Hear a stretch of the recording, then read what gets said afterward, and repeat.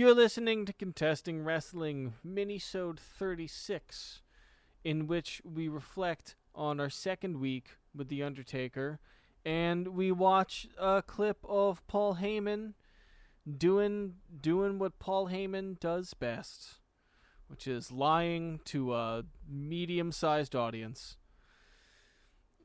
He can lie to a large audience. I'm with not the saying best he of them as can't. well, you know. I'm not saying he can't, but I'm saying he's best at a medium, right? Because there's a level of intimacy that goes with the kind of lying that Paul Heyman is super good at. Yeah, we watched a clip. If you search on YouTube for like Paul Heyman Undertaker conspiracy theory, it pops up. It's from a speaking tour he did a couple of years back in England, and he tells. He tries to place doubt in people's minds that the Lesnar-Undertaker match wasn't really just a shoot, that Brock Lesnar didn't just decide, I'm just going to win. And I don't believe him. You know, they had the graphic ready right at the end. But I wanted us to watch that clip because Heyman is very good at that. And he knows he can't convince everybody, but I think he convinced at least one person in that audience, which is, I think, was what he was going for. Well, and he's just so visibly good at lying. Yeah. You know, like he's just such a liar. It's so obvious that he's a lying. He's a man who lies about everything. Probably, who knows? I don't know. Maybe he's lying about how much he's lying. I can't tell. And it's incredible. The only people it's that beautiful. call him a liar is everybody that's ever worked with him. Which is why he might be the ultimate wrestling mind ever, right? Exactly. Yeah, absolutely. It is the art of lying. He seems to embody it in a way that really reminds you that it's not a good business. Like no, we're trying to make it better. It's like I'm glad, like, there's a lot of good people in it and a lot of people get a lot of joy out of it, but like the mechanics of how this whole thing works, it's not a system that's a positive force in the world.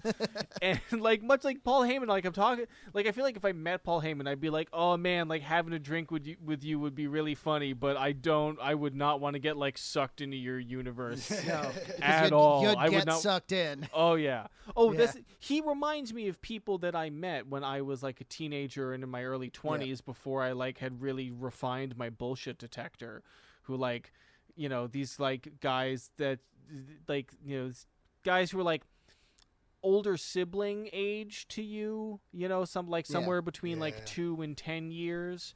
And like you see them at school and then it just takes you, and like you're hanging out with them and doing stuff, and it just takes you a while to realize like, oh wait, this guy is an absolute fucking chump.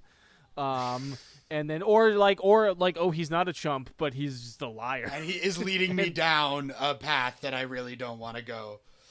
Yeah, Paul Heyman is 100% that guy, which is very entertaining to watch. Well, I mean, which is why like people were dying for him in ECW doing all this crazy shit, despite the fact that he wasn't paying people, and like, you know, they gave him way more goodwill for way longer than they really should have. And it was because he was so great. Those same people still do give him goodwill. They tell those stories with big smiles on their faces about all the time. They went way too far for this guy. It's good that Paul Heyman didn't start a cult. Like, he's definitely somebody who could have started a cult.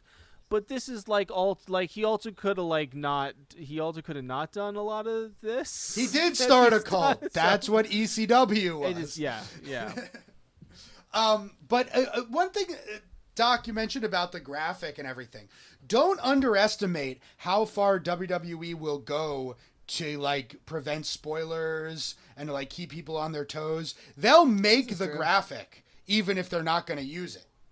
You know, like how they print out Super Bowl winner jerseys for both teams so that nobody knows who the NFL booked to win. And they print out T-shirts for both WrestleMania winners. I remember, I kind of want to get, if they can still find it somewhere, I kind of want to get the Still the Planets Champion T-shirt that they printed up for Daniel Bryan after WrestleMania 35. Yeah. So what would Mr. Heyman have us believe that what's happening here is he's hosting a special speaking engagement for normal ass wrestling fans. Yeah. In which he's possibly revealing a dark secret that he also had the boys in graphics knock up a sweet little bippy for him. Is that the scenario that Paul Heyman is proposing to us tonight? No. In this? Not exactly. Who is he talking to? Wrestling fans. Who is this? Oh, okay, so yeah, it is. This would wait, be so which the part is equivalent. wrong? Well, I think the he wouldn't have had the graphic made up. The idea is Yeah. they would have had a graphic made up that said 21-1 and also a graphic made up that said 22-0, and they would just reveal whichever that's one the graphic happened. Okay, all right. I'm a dum dum. No. I see. Yeah, I see, this event is like it's not a WWE event. This would be akin to like Comic-Con. this would be Sure. like Bryan Cranston talks about Breaking Bad in front of like 300 people for an hour and a half, except he's trying to convince you that maybe he was really a meth dealer. Supposedly, they did have an FBI agent teach them how to make meth, like for real. That's what they claim. I have no idea if that's true. The Undertaker. Yeah. Did we get anything wrong? I have a bunch of stuff because I've been watching this Last Ride series. So I have like all the little inside things that Undertaker has revealed about a lot of the stuff that we covered. So to begin with, Heyman conspiracy theory aside, according to Undertaker, it was Vince who made the decision for him to lose to Lesnar. And Taker was going to go along with whatever Vince decided. And apparently the decision was made like the day before or something, like very close to the actual match. That's what the word is. A couple other things about the Undertaker. Apparently, he turned down like a Division I basketball scholarship to become a pro wrestler. Yeah, I mean he is quite tall and athletic. So certainly more so when he was very young. That and also that actually tracks with the like he's an incredibly tall, lanky guy, but also still moves pretty quickly and gracefully, and like can get around easily. So I could absolutely see that. Where's he from again?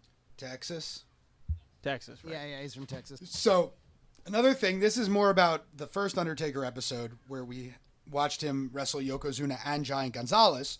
He made a comment referring to both of those matches. So, him and Yokozuna were really good friends. Yokozuna was part of his Bone Skull crew, the BSK. That was his crew. They all have tattoos of BSK. I don't know if you noticed, Undertaker has BSK tattooed on his abdomen. I think so. You don't see his abdomen that often because he usually wears the tank top, but when he takes it down. So as soon as he saw Yokozuna, he wanted to work with Yokozuna. He wanted to be the first guy to work with Yokozuna. But instead, they gave him Giant Gonzalez. And when they told him he was going to work with Giant Gonzalez, he was like, damn it, that's why I left WCW. Because they wanted me to work with El Gigante. Oh man, that's a trip. I'll eventually watch the Last Ride series. He says that the series, because he wrestled Gonzalez for the better part of a year, took years off of his career. Like, yeah. Think about that for a minute. Like we saw the WrestleMania match. They had another match at SummerSlam to conclude it, but they were wrestling like 5-6 days a week at arenas across the country for months. Every night, The Undertaker versus the Giant Gonzalez, because you'd do the match at the pay-per-view, then the people would pay to see it for live. You know, along with just about every match we ever see is also done a bunch of times live, especially back in the day. But yeah, Taker had to deal with that guy every night. And he says he was desperate to work real matches at that point in his career. Finally, he says when he got to wrestle Brett didn't want to do the gimmick. Brett didn't want to do gimmicky stuff in his match. He wanted to have the same kind of match he'd have with anyone, really. And so Taker had to learn. And so that Brett match that we watched was very much a learning experience for The Undertaker. I have one more thing like to say at the end, really, about the Boneyard match. Basically, so this is kind of a correction because I had assumed watching the Last Ride special that this was leading to Undertaker having one more match at the next WrestleMania. But in the last episode, he reveals he is satisfied with the Boneyard match as the last chapter of his career, and he has officially retired from pro wrestling. he said he put a caveat that like unless Vince really wants him to do something, right? Right. Yeah. Yeah, I mean that's usually how it goes. But really, it's like if Vince is going to offer him $1 million to do a match, go do the match. But he's satisfied. Yeah, especially like he's probably not going to ask him to do like a super physical match too. It'll be like, hey, do you want $1 million to come do your entrance again and then like punch a guy? Yeah, and I wouldn't be surprised if he makes appearances doing just that. He's most successful these days when he does. One time, like, they had, like, Elias in the ring, and he'd be like, the next person who interrupts me is a dead man. And sure enough, the lights turned out, the Undertaker came down and chokeslammed him, and that was the whole segment. It was great. One other thing related to this, about the aesthetics of pro wrestling in general. In The Last Ride, Shawn Michaels talks about the Undertaker possibly retiring, and he describes someone's wrestling career as a painting. That, you don't know when you've given the right last stroke and that anything more will ruin it. When do you step away from the painting? When is it really done? And I thought what's really interesting about that for me is the idea that the work of art in wrestling, I mean, you could think of an individual match as a work of art. But the way Sean's talking about here, the entire career of the individual wrestler is a single work of art that cannot really be judged. This is the way Aristotle talks about people as a whole in terms of their virtue and whatever. Like that you can't judge someone until you have seen their entire life and how it all hangs together. And I think that's a really interesting way to think about a wrestler, because for wrestling fans, and this is another thing that it's hard to convey to you, Evan, is the feeling of watching someone develop as a character over years and years, and the relationship as a viewer that you develop with that character, seeing them unfold in that way. And that's really, when you really think about what is meaningful to wrestling fans and how they value different things and judge them, in a lot of ways, it's the career as a whole that really takes precedence. The Undertaker is the last guy who was wrestling on our televisions, Ben, when you and I started watching. Yep. Well, that just retired. There's still Dustin Runnels on AEW, but he wasn't on our TVs when we. He was in WCW. WWF. Were you? When did you start watching WCW? 93. Early 93. Maybe Dustin's going to be the last one, but like from that 92 WWF crew, he's the last one still actively who was still active on the roster and is like retiring. You sent us that image. Not like some of those with the video games. Yeah, that was great. I saw somebody post that. It's like, this is how long the Undertaker's career has been, and it's a side-by-side shot of his sprite from WWF, like Super WrestleMania on the Super Nintendo, Super WrestleMania on the Super Nintendo, the first WWF Super Nintendo game. First, and you're right. Yeah, I think he was in one of the NES games. I'm not honestly certain about that, but the point is, and then a picture of him from the latest WWE 2K game, like in HD. And like, yeah, he's been doing it for 30 years. I grew up with The Undertaker. I first saw him when I was 10 years old, and I'm 37, and that's very hard to communicate on a podcast. That kind of long-term, commitment to a character, both from a performer and from a fan. Like, I remember Wally's. Oh, no, I was just saying, we'll talk about this a lot more when we do a Ric Flair episode. But the way they presented Ric Flair's retirement as him basically going to Valhalla, is quite something. It's an amazing part of the kind of wrestling mythology. What happens to the character after they're done? I feel like if there's anybody, I mean, obviously I'm not getting invested in him at the start of his career, but if there is any one wrestler who I feel actually invested in, who I'm looking forward to seeing how big they get as time goes on, it's probably Orange Cassidy. In a couple of weeks, he's facing Chris Jericho on television. Nice. We'll be sure to maybe watch it for a mini or something. Oh yeah, we have to. We have to. The build up to it week by week on AEW TV has been great. That's all I really have to say about that. I see some of his fan interactions and stuff on Twitter, and I maintain I think that he is going to be like, I think he is going to be a cultural event in wrestling in a way that has not happened for a long time. It might be a slow build. It might be like a little smaller just because we don't necessarily have like nation-spanning cultural icons anymore for the most part. Like, I mean, I don't think he's going to be as popular as Beyonce or something. Like, but I think whatever it means to be like the Hulk Hogan of this era, I think he will be that in a positive way. Don't fuck it up, I hope you're AEW. right. Hogan. Yeah. I hope they don't fuck it up. Because there's been little stumbles and missteps, I feel like. Nothing's perfect. You know, it took Steve Austin from like the Austin 316 promo at King of the Ring to like the next year's WrestleMania to really be crowned. Like, it's supposed to take a while.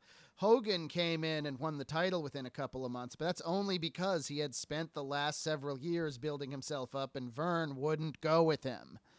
But Vince would. So that work had already been done. Keith Lee is going to be really important. Watching the development of his career is going to be a cool thing to follow. A lot of promise for the future. All right, we got anything else? I'm good. Yeah. All right. This has been Contesting Wrestling. Thank you so much for listening. We appreciate you. Follow us on Twitter at ContestingW. Subscribe to our Patreon, patreon.com/contestingwrestling for a bonus episode every week. $5 a month gets you an extra episode every week. And more stuff to come. All right. And yeah, hit us up on Twitter. Let us know if there's anything we missed, if there's anything. What's up? Yeah. Or just how you feel. That's also fine. This has been Contesting Wrestling. Thank you. We love you. Peace.